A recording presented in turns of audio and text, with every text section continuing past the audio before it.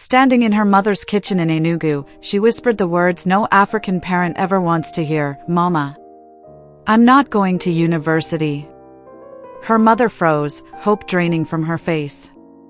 A full scholarship, wasted. A family's last chance, gone. And all because of one boy who said, "If you love me, stay." She thought she was choosing love. She didn't know she was choosing ruin. Amara, a 17-year-old girl, grew up in a neighborhood in Enugu where the roads were red with laterite dust and dreams were the only luxury anyone could afford.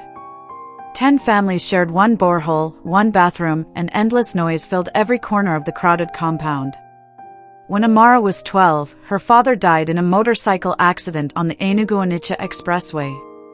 One moment he was alive, riding home with their weekly bag of rice.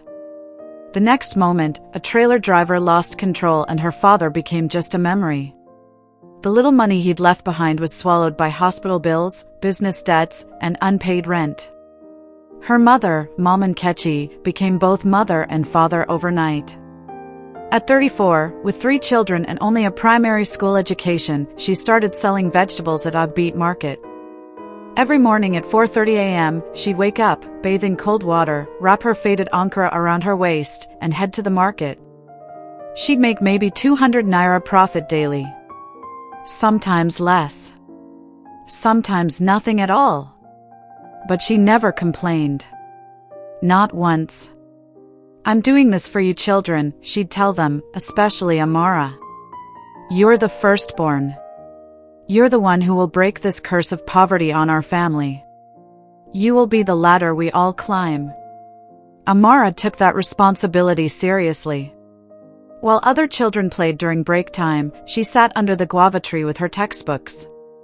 While her classmates gossiped about boys and Nollywood films, she was memorizing the periodic table, understanding chemical equations, dissecting frogs in biology practicals. Her teachers noticed immediately. Mr. Okonkwo, the form teacher, would tell anyone who'd listen that Amara girl is going to be somebody.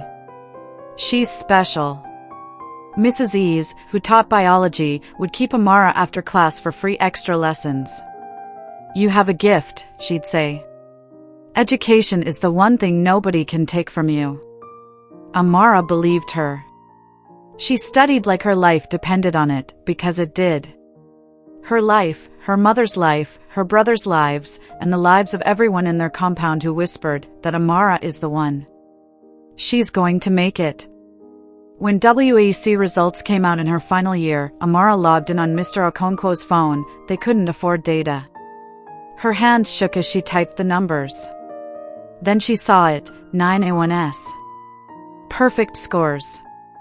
Not a single B. She screamed so loud that teachers came running from their offices. When she got home and told her mother, Mom Nkechi collapsed to her knees and wailed with joy that comes after years of suffering. Within days, everyone in their neighborhood knew. The landlord who constantly threatened evictions suddenly smiled. The pastor announced it in church, "We have a miracle." Sister Nkechi's daughter made 9A1S. 2 months later, JAM results came. Amara scored 287. Then the letter arrived, University of Nigeria, Nsukka. Faculty of Pharmaceutical Sciences. Admission with full scholarship. 5-year program. All fees covered. Accommodation provided. Stipend for books and feeding. Their compound threw a party.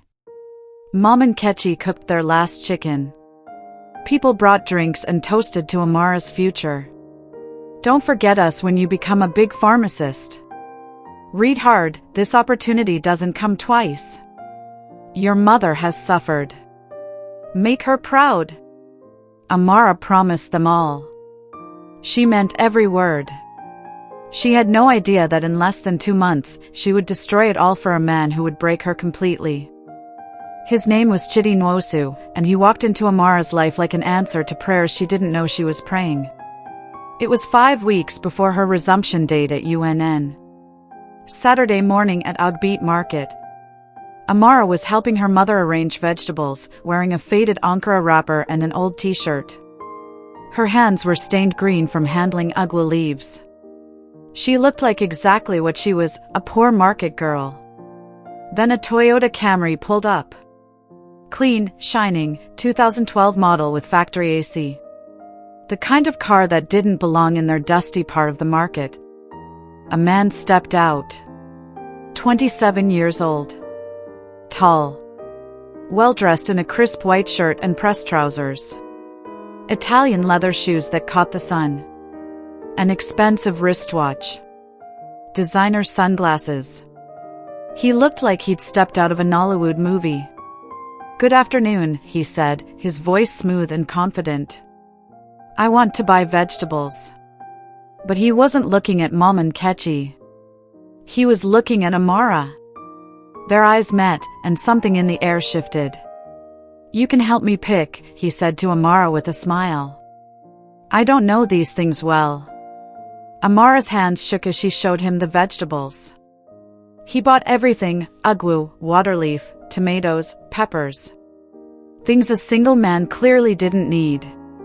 When Amara calculated the bill, he paid without negotiating and added extra 500 naira. After he left, Mom and Kechi's eyes narrowed with suspicion. That man was looking at you. Be careful. But how could Amara be careful? He came back the next day. And the day after that.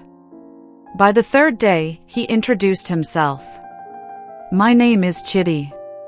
"What's yours?" "Amara." "Beautiful name. It suits you." "You know what else suits you? Not being in this market. You're too smart, too special to be selling vegetables. I can see it in your eyes." Nobody had ever told Amara she was too special for something. Her whole life, she'd been told to work harder, study more, be grateful. But here was this handsome, successful man telling her she deserved more. She was 17. Brilliant with books but naive about life. She didn't know that predators always make you feel special right before they destroy you. Over the next 2 weeks, Chidi pursued her relentlessly. He'd wait for them to close and give them rides home. He bought expensive things for Mom and Kechi: rice, oil, provisions, until even her suspicions softened. "This one not correct guy," Mom and Kechi finally said. "He has respect." Chidi took Amara to air-conditioned restaurants where waiters wore bow ties. Shopping malls with escalators. Cinema with comfortable seats. He bought her a new Samsung Galaxy phone. Gold earrings. Perfume. Clothes that actually fit. "You deserve nice things," he'd say. "You've been suffering all your life. Let me spoil you." He told her he was into import and export. Partners in Lagos, connections in China. Business was good. He was building an empire. "You're going to be a pharmacist. I'm going to be successful. Together, we'll be unstoppable." Amara believed every word. Every promise. Every dream. Her friends were jealous. Amara Don Hammer. See correct guy with car and money. Amara felt blessed. Chosen. Special. She didn't know that destruction sometimes arrives in expensive shoes and a nice car, smiling while it slowly poisons everything. 3 weeks before her resumption date, everything changed. It started with small comments that seemed innocent at first. "UNN is so far," Chidi would sigh. "Nsukka is 2 hours away. How will I see you?" "I'll come home on weekends," Amara would assure him. "Weekends," he'd repeat flatly. "While you're there surrounded by campus boys." "Chidi, I'm going to study, not play around." "That's what they all say." His voice turned bitter. "That's what my ex said too." She went to University of Lagos. First semester, she changed. By second semester, she left me for someone on her level. Amara saw pain in his eyes. Her 17-year-old heart broke for him. "I'm not like that," she promised. I would never do that to you. How can I be sure? How can I trust you won't change? Won't leave me for some educated guy? Because I love you. Over the next week, these conversations intensified. Each time Amara mentioned school, Chidi would become withdrawn. Sad. Distant. Are you not happy for me? She finally asked. I'm happy you're brilliant. I just wish it wasn't so far. Why does education have to take you away from me? It's only 5 years. 5 years? He laughed bitterly. Do you know how long that is? People change. People forget. People move on. I won't move on. You say that now. But when you're there meeting new people, you'll realize I'm just some businessman with no degree. You'll want someone educated like you. The doubt crept in. Not about her feelings, she loved him desperately. But about whether their relationship could survive. Whether she was being selfish for wanting to go. 2 weeks before resumption, Chidi took her to an expensive restaurant in GRA. They sat across from each other, tension thick in the air. Finally, he reached across and took both her hands. Amara, I need to ask you something. Do you love me?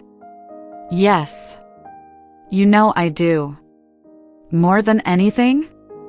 Yes. More than this school thing?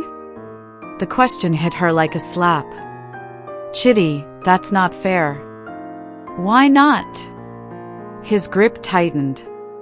If you love me like you say, why can't you choose us? Choose our future together? I'm not choosing against you. Which takes you away from me. Tears filled his eyes. Real tears. Amara, I'm begging you. Please don't go. Or defer for 1 year. Just 1 year. Let us build something solid first. Chidi. I'm not asking you to give up your dream forever. Just 1 year. Is that too much to sacrifice for the man you love? People at other tables started looking. Amara felt exposed. Trapped. I need to think. What is there to think about? Either you love me or you don't. Either I matter or I don't. It's simple. He drove her home in silence. Before she got out, he said quietly, I can't do long distance. It destroyed me before. So you have to decide, do you want a degree, or do you want me? Because you can't have both. That night, Amara lay on her mat staring at the ceiling until dawn, torn between two futures. At 17, she didn't have the wisdom to see the manipulation. She couldn't recognize that real love doesn't force you to choose. That a man who truly loved her would celebrate her success, not compete with it. At 17, she only saw that she was about to lose the first person who'd ever made her feel truly special. 5 days before resumption, with her bags already packed by the door, Amara made the call. Her hands shook as she dialed the university. I want to defer my admission. For 1 year. You'll lose the scholarship if you defer. It cannot be transferred. Are you sure? She thought about Chidi's tears. His fear of losing her. How empty her life would be without him. Yes. I'm sure. 3 days later came the hardest part, telling her mother. They were in the kitchen. Mom and Nkechi was cooking beans. Mama. I'm not going to school. Yet. The wooden spoon clattered to the floor.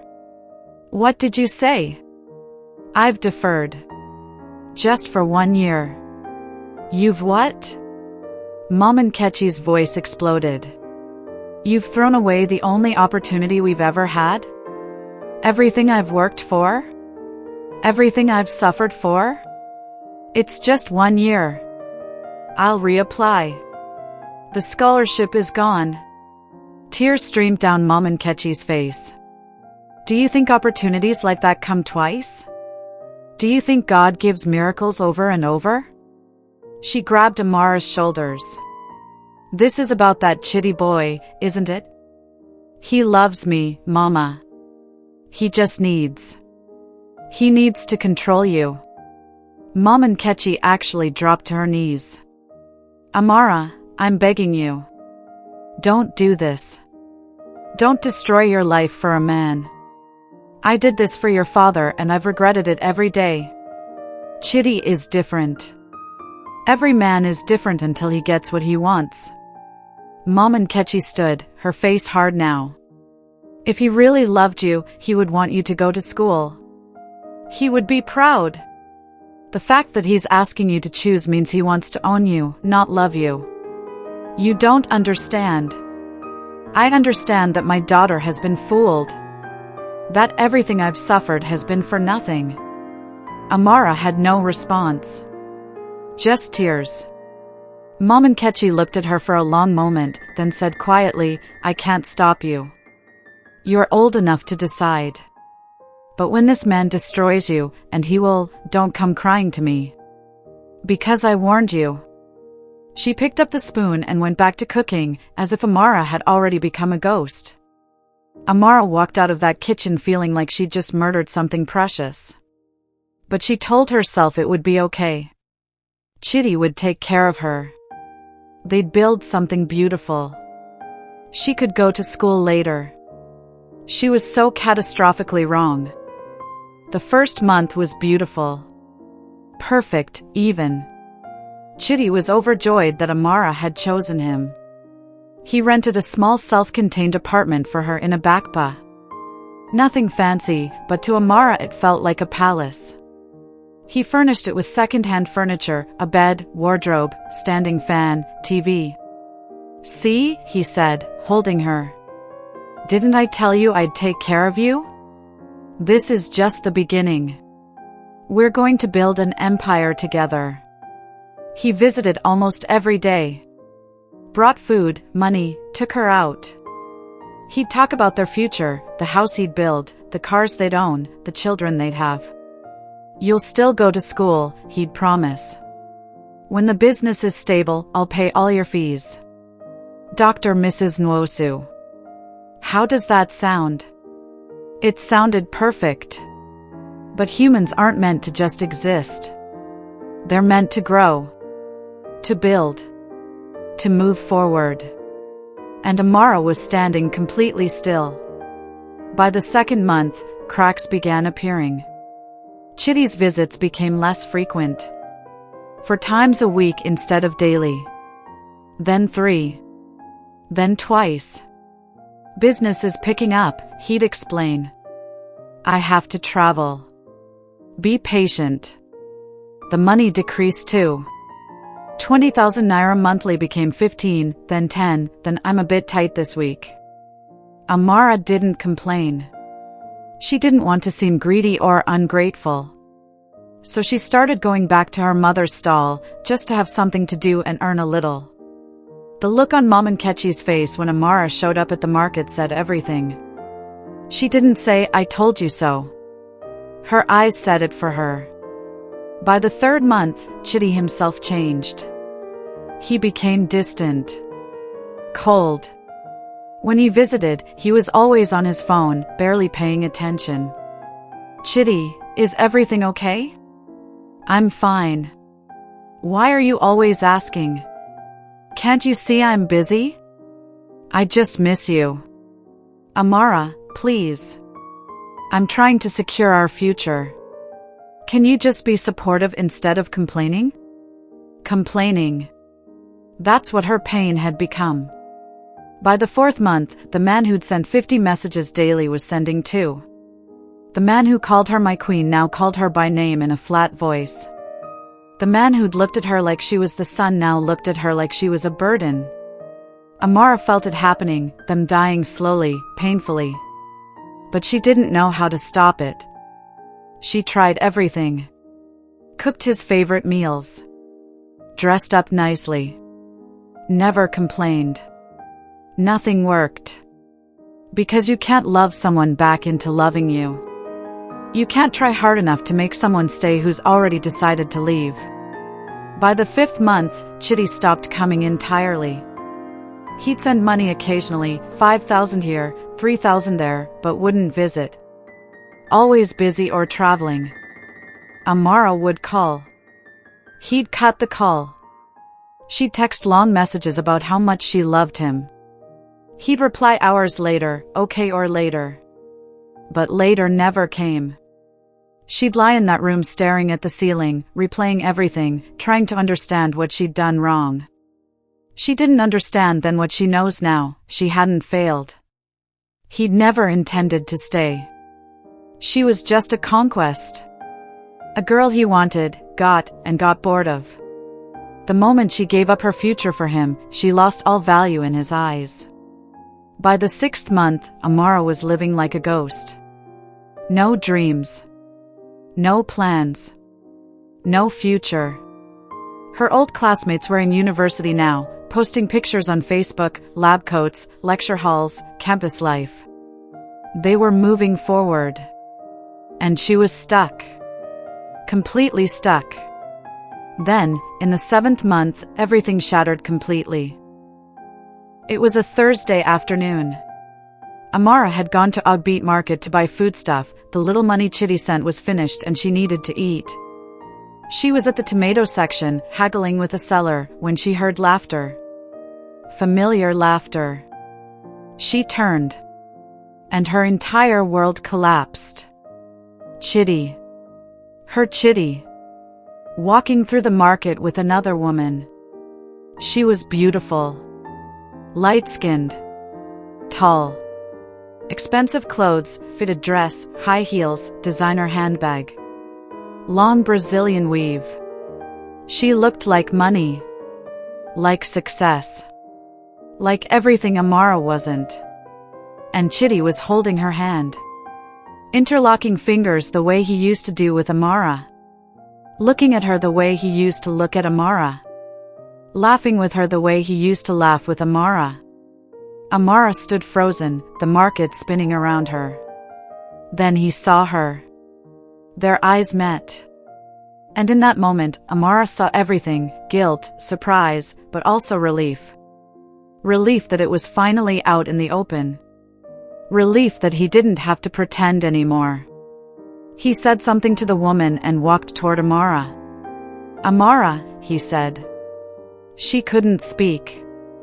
Let me explain. Who is she? Amara finally whispered. It's complicated. Who is she? Amara screamed. The tomato seller stopped. People turned to stare. Chidi grabbed her arm. Don't make a scene. She snatched away. Don't make a scene? I gave up everything for you. My scholarship. My education. My mother's respect. My entire future. And you're here with another woman? You're being dramatic. Dramatic? Amara was sobbing now. I destroyed my life for you. You made me choose and I chose you. And you've been lying to me all this time? I never lied, he said coldly. I never promised you forever. You made assumptions. Those words. Cold. Calculated. Evil. You never promised? Chidi, you told me we'd build a future. You told me to defer school. You rented an apartment for me. You called me your wife. He sighed like she was an annoying child. Amara, I cared about you. But things change. This isn't working anymore. What changed? What did I do wrong? The desperation in her voice was pathetic, but she couldn't stop. She was drowning. You didn't do anything wrong, he said, softer now, which was worse. You're a good girl. But I need someone on my level. Someone educated, sophisticated. Someone who can fit into my business world. Someone who didn't give up university for you? Amara finished. He didn't answer. She understood everything then. He'd wanted her when she was brilliant, when she had potential, when she was going somewhere. The moment she gave it all up for him, she became worthless. She wasn't a partner. She was a burden. A poor market girl with no degree, no prospects, no value.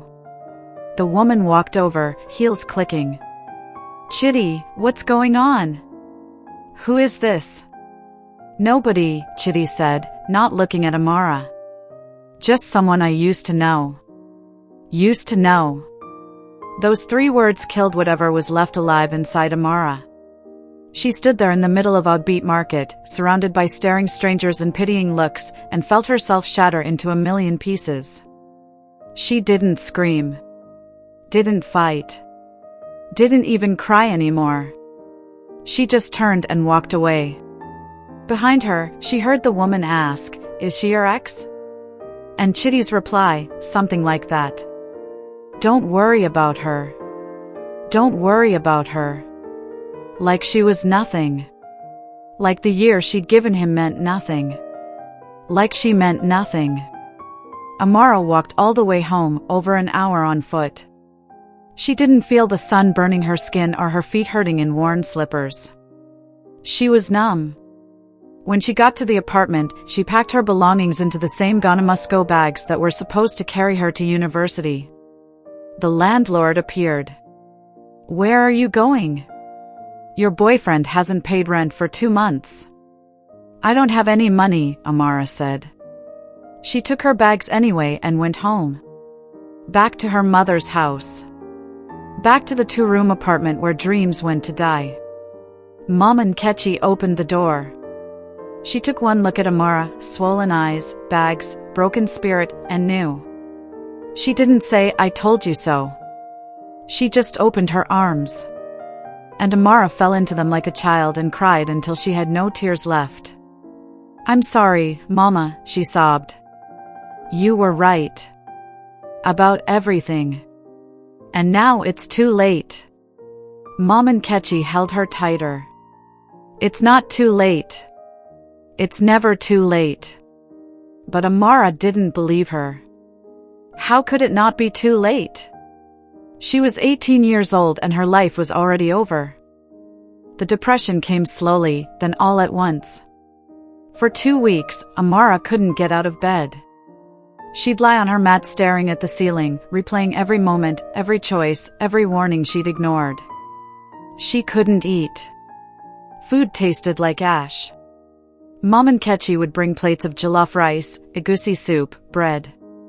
Amara would take 2 bites and push it away. She lost weight so fast her clothes hung off her. Her cheekbones became sharp. Her eyes sank into her face. Her younger brothers would peek in, scared, whispering, "Is Sister Amara going to die?" Sometimes she wished she would. She couldn't bathe. What was the point? She'd go 4, 5, 6 days without touching water. Her hair became matted. Her skin dull. She smelled of grief and unwashed clothes. Mom and Kechi tried everything. Prayer. The pastor who shouted deliverance prayers. The hospital where a tired doctor prescribed pills they couldn't afford. But Amara couldn't fight. Fighting requires hope. And she had none. At night, she'd go on Facebook and see her old classmates' posts. Pictures from university. Study groups. Campus life. Everything she was supposed to be living. One girl posted, "Pharmacy is hard. But we move. Year 1 almost done." She was in Amara's WAEC class. Same grades. The only difference was that she went to university and Amara didn't. She was becoming someone. Amara was becoming nothing. Amara even stalked Chidi's page, torturing herself. He'd posted a picture with that woman, my better half. Better half. Like Amara never existed. The comments were full of congratulations. "You guys look good together. Finally." She looks like quality, not like those cheap girls. Cheap girls. Was that what Amara was? She deleted Facebook after that. Months passed. 3, 4, 6. Amara became a ghost in her own life. Existing but not living. Breathing but not feeling. Alive but dead inside. People in the compound whispered. That Amara girl who was so brilliant, Chai, see what love did to her. She's finished. Finished. At 18. Then one night, 8 months after the market incident, something shifted. It was 3 a.m. Amara couldn't sleep. She heard quiet sobbing and peeked through the curtains separating their sleeping areas. Her mother was on her knees, hands raised, tears streaming. God, Mom and Nkechi whispered, I don't know what to do. My daughter is dying in front of me and I can't save her. I failed her. I couldn't protect her. What kind of mother am I? She blamed herself. Mom and Nkechi, who had done everything right, who had warned her, she blamed herself. That broke something in Amara. Or fixed something. She realized her pain wasn't just hers anymore. It was infecting her mother, her brothers, everyone around her. She was a black hole sucking the life out of everyone who loved her. And that wasn't fair. The next morning, for the first time in months, Amara got up before being forced. She went to the bathroom. Looked at herself in the cracked mirror. The face staring back was unrecognizable. Gaunt.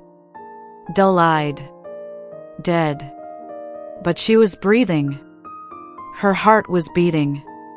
Which meant she wasn't dead. Not yet.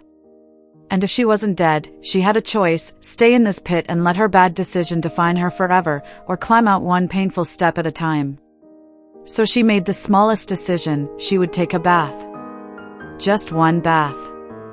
And she did. She fetched water. Heated it.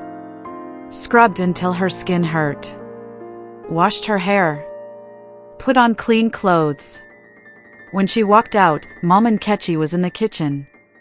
She turned, saw Amara, really saw her, and tears filled her eyes. I'm going to the market with you today, Amara said. It wasn't much. But it was a beginning. Rebuilding a destroyed life isn't a movie montage with inspirational music. It's ugly. Slow. Painful. 2 steps forward, 3 steps back. But Amara started. She went to the market with her mother every day. Arranged vegetables. Called out prices. Counted change. The same task she'd done at 17, except now she was 18 with much older eyes. Other market women whispered. That's the girl who threw her life away for man. Love is a disease, oh. Amara wanted to scream at them. But she just kept moving. Kept working. Kept existing. At night, she started reading again. Not school books, those hurt too much. But novels. Chimamanda Ngozi Adichie. Buchi Emekita. Stories of women who suffered and rose. Slowly, microscopically slowly, something began to heal. One morning, 3 months into recovery, Amara woke up and her first thought wasn't about Chidi. It was about whether they had enough tomatoes at the stall. That small shift felt like victory. Another month passed. She started smiling occasionally. Laughing at jokes. The numbness was thawing. One day, a customer was reading a newspaper about university admissions opening for the new year. Amara's heart clenched with pain. But then she felt something else.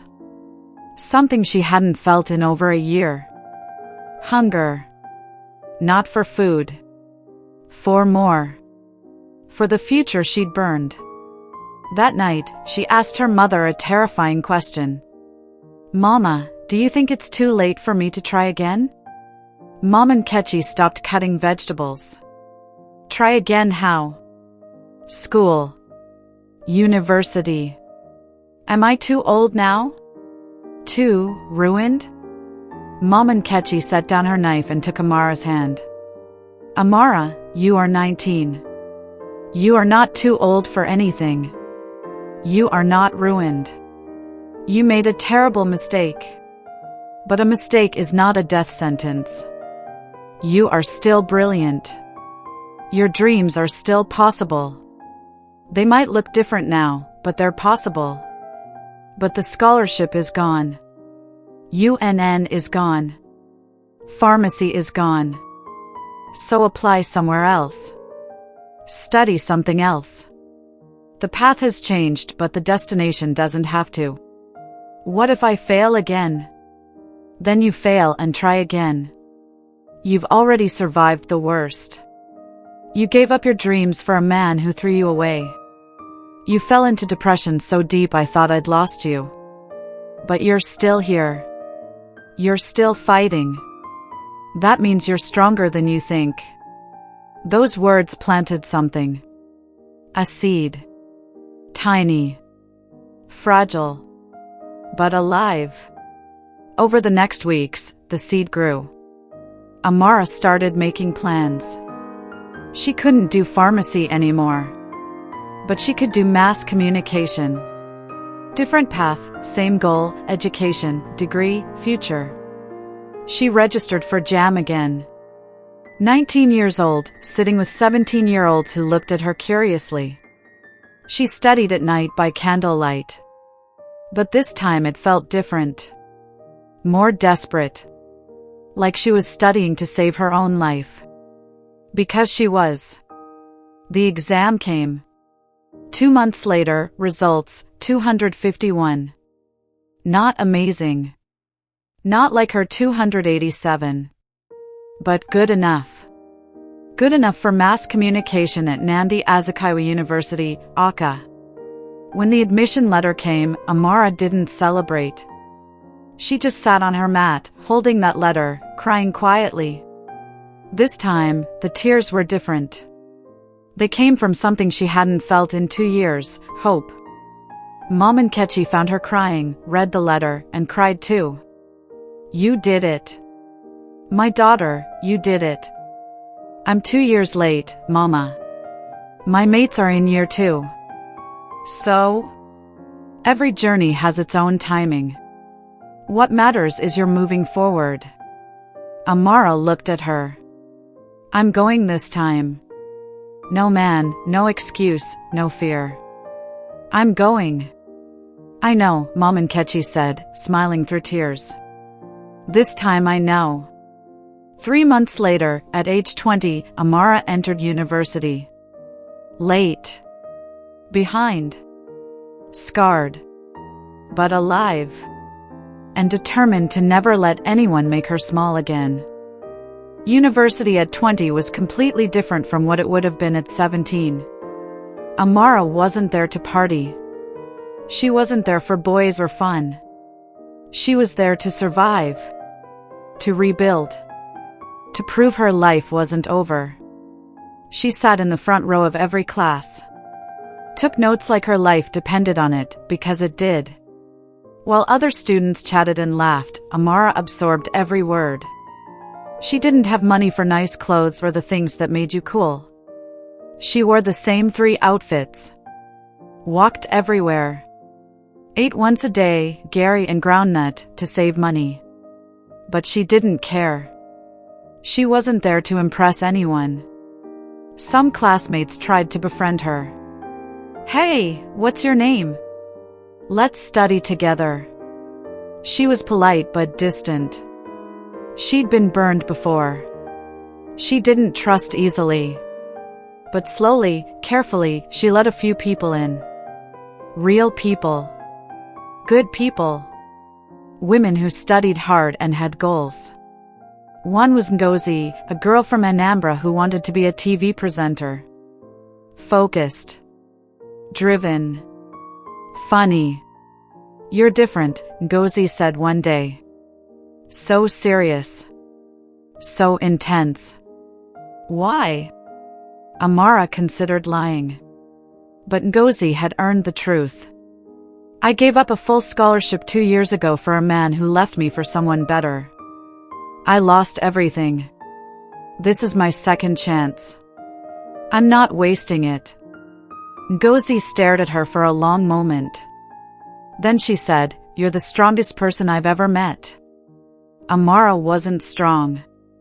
She was just terrified of failing again. In her second year, Amara joined the campus radio station. She'd always loved words and stories. Radio felt natural. Her first time on air, her hands shook so badly she could barely hold the script. Her voice trembled. She forgot half her lines. But she kept trying. Every day. Every week. Slowly getting better. Finding her rhythm. Finding her voice. She started writing too. Articles for the school magazine. Opinion pieces. Essays about life, love, mistakes, redemption. One essay was titled "The Price of Choosing Him." Amara wrote about herself, not using real names, but telling the truth. The scholarship she burned. The man who left. The darkness she survived. The woman she was becoming. It was raw. Vulnerable. Painful to write. The magazine editor called her in after he read it. "This is powerful. Real. Honest. We need more writing like this." He published it. And something unexpected happened. Girls started coming to her. In the cafeteria. In the library. In the hallways. "I read your article," they'd whisper. "That was my story too. I almost gave up school for my boyfriend. Your article made me change my mind. I did give up school for a man. I'm trying to go back now. Your story gave me hope. Thank you for being honest. For not pretending everything is perfect." Amara realized something profound. Her pain had purpose. Her mistakes had meaning. Her story could save someone else from making the same choices. In her third year, Amara entered an essay competition organized by one of Nigeria's biggest newspapers. The theme, Second Chances, Stories of Resilience. She wrote about everything. The whole ugly truth. The scholarship. Chidi. The market betrayal. The depression. The climb back. She poured her soul onto those pages. 3 months later, she got a call. She'd won first place. The prize, 100,000 naira and a 3-month internship at their Lagos office. When she told her mother, Mama Nkechi cried. Again. "God is faithful," she whispered. "Even when we mess up, He doesn't give up on us." The internship changed everything. Amara moved to Lagos. Lived in a tiny room in Yaba with 3 other girls. Woke at 5 a.m. to beat traffic. Worked 12-hour days learning journalism, writing stories, interviewing people. She was tired. She was broke. But she was happy. For the first time since she was 17, Amara was truly happy. The editor-in-chief noticed her. "You're hungry for this. Most interns just count down the days. But you actually care." "This is my dream," Amara told him. "I can't afford to waste it." On her last day, he called her into his office. "When you graduate, come back. We'll have a job waiting." Amara went back to Akka with something she hadn't had in years, a real, tangible future. She graduated at 23 with second-class upper. Not first class, her late start and difficult circumstances had affected her grades. But it was hers. She'd earned every single credit. At her graduation ceremony, wearing her black gown and holding her certificate, Amara looked out at the crowd and saw her mother in the front row. Mama Nkechi was wearing her best Ankara. Her hair was done nicely. And she was crying, but smiling through the tears. Behind her sat her brothers, now teenagers, both in secondary school, both on track to university, funded partly by money Amara sent from freelance writing jobs. She'd done it. She'd rebuilt her life from ashes.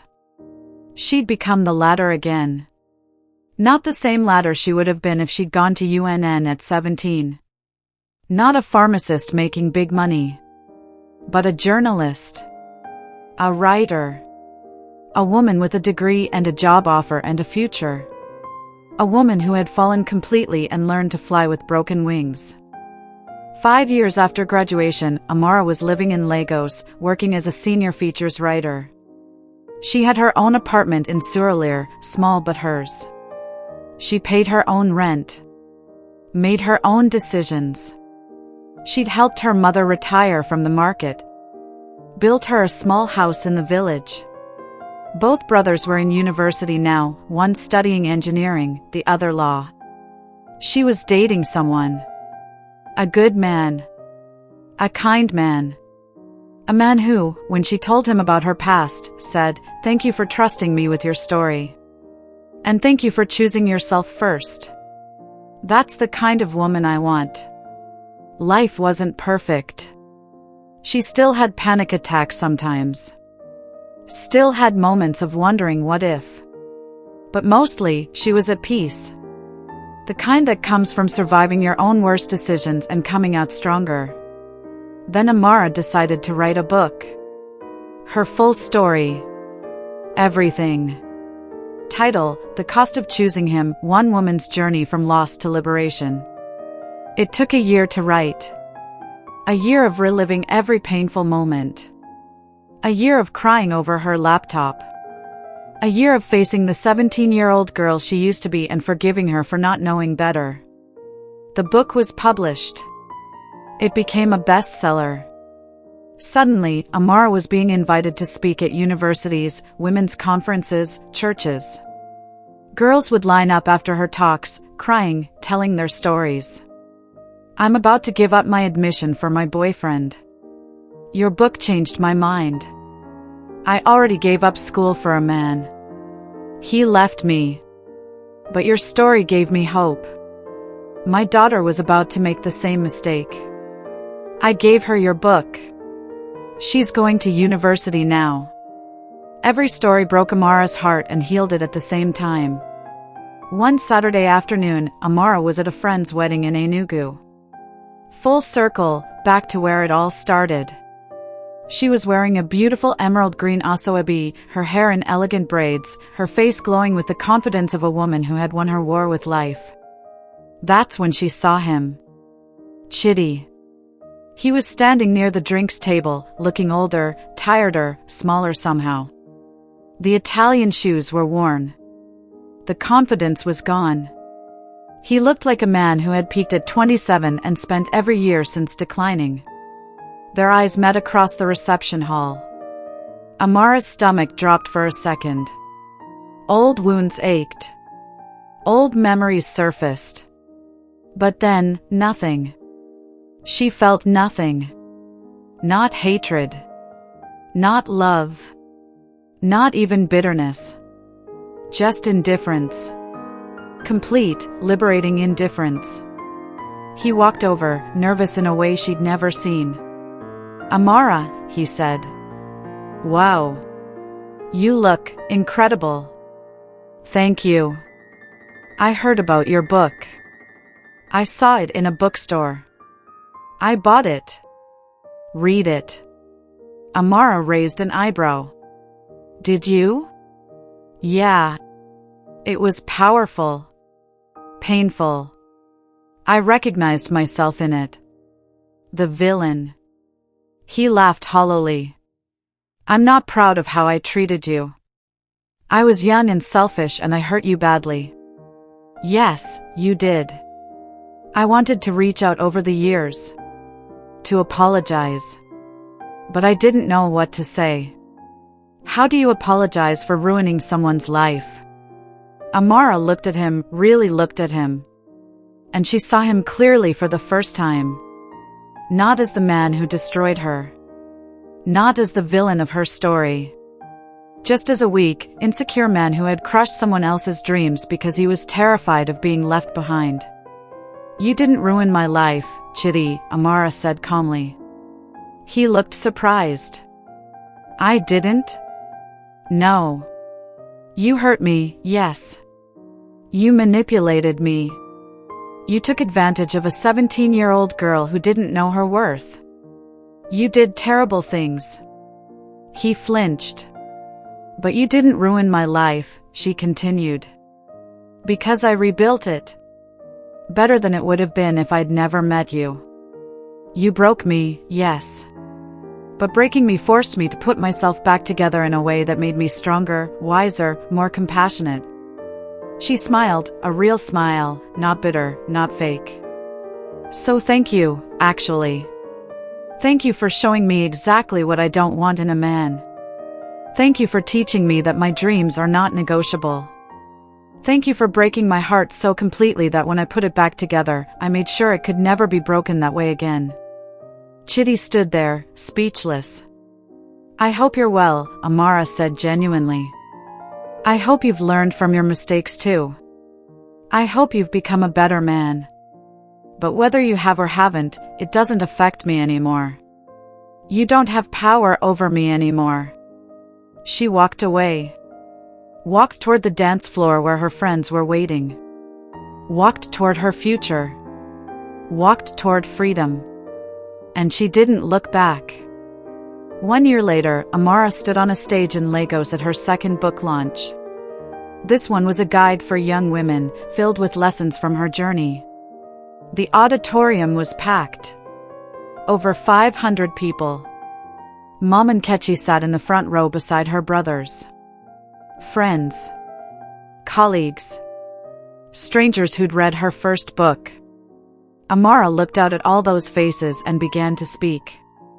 When I was 17 years old, I had the world in my hands. A full scholarship. A bright future. A family that believed in me. And I threw it all away for a man who told me he loved me too much to let me go. The room was silent. I didn't know then what I know now, that real love doesn't trap you. Real love doesn't ask you to become smaller, quieter, less ambitious. Real love doesn't make you choose between your dreams and their insecurity. Heads nodded throughout the audience.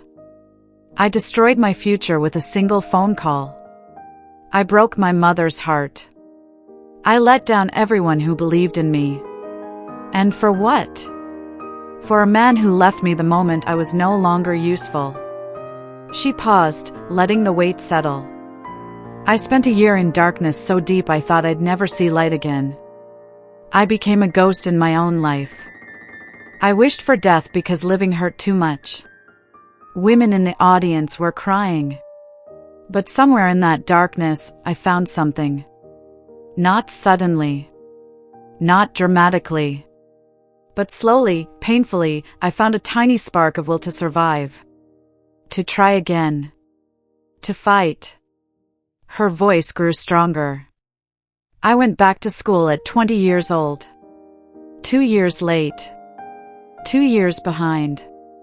Carrying shame like a second skin. But I went. And I fought. And I crawled my way back to a future I thought I'd destroyed forever. She held up her book. This book is my testimony. Not of perfection. Not of easy victory.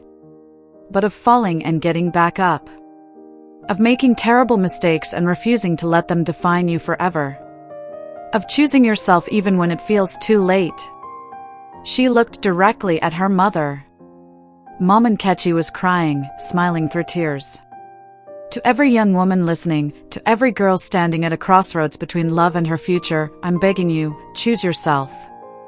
Always, always choose yourself. Her voice broke with emotion, but she pushed through. Love is beautiful.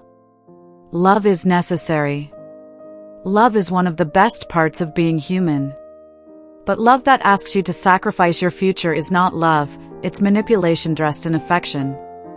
It's control disguised as care. The applause started, but she raised her hand. The right person will never make you choose. The right person will say, go. Fly. Become everything you were meant to be. I'll be here, proud of you, supporting you, celebrating every win. Anything less than that is not love. It's a trap. Her voice rose, filling the room. You are not half of a whole waiting to be completed. You are not a supporting character in someone else's story. You are whole.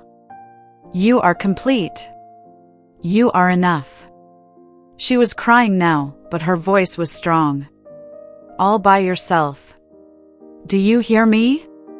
All by yourself. The room erupted. Women stood. They clapped. They cried. They cheered. Amara stood there, feeling every painful step that had brought her to this moment. The scholarship she burned. The man who betrayed her. The depression that nearly killed her. The slow, agonizing climb back to life. And she knew, finally, completely knew, that she would do it all over again. Because that pain had birthed this purpose. That darkness had created this light. That breaking had made her unbreakable. After the event, a young girl approached. She couldn't have been older than 16. Her eyes were red from crying. I have an admission letter, she whispered. University of Ibadan. Medicine. But my boyfriend says if I go, we're over. Amara's heart broke for her. For the her she was about to become if she chose wrong. She took the girl's hands. What's your name, sweetheart? Kayamaka. Kayamaka, look at me. 10 years from now, do you want to be a doctor saving lives? Or do you want to be a woman filled with regret, wondering what you could have become if only you'd been brave enough to choose yourself? Fresh tears rolled down Kayamaka's cheeks. But I love him. I know. I loved him too. And it almost killed me. Kayamaka, if he truly loves you, he'll wait. He'll support you. He'll be proud of you. And if he won't? Then he's not yours to keep. What if I lose him? Amara looked her directly in the eyes. Baby girl, what if you lose yourself? Kayamaka stared at her for a long moment. The same war that had happened in Amara was happening behind the girl's eyes. Then slowly, she nodded. Go to medical school, Amara said firmly. Become a doctor. Save lives. Including your own. Kayamaka hugged her tight, desperate, like Amara was a life raft in a storm. Thank you, she whispered. Thank you for saving me. After she left, Amara stood there feeling the weight of purpose. Of meaning. Of turning her worst mistake into something that could save others. All the pain had been worth it. Because now she was the voice she needed when she was 17. The warning. The proof that you can survive choosing wrong and still end up victorious. Late that night, alone in her apartment, Amara stood by the window looking out at Lagos, the lights, the noise, the beautiful chaos of a city that had given her a second chance. She thought about the girl she used to be. Brilliant but desperate for validation. So hungry for love that she couldn't see her own worth. She thought about Chidi. She hoped he'd become a better man. Not for her, but for whoever came after.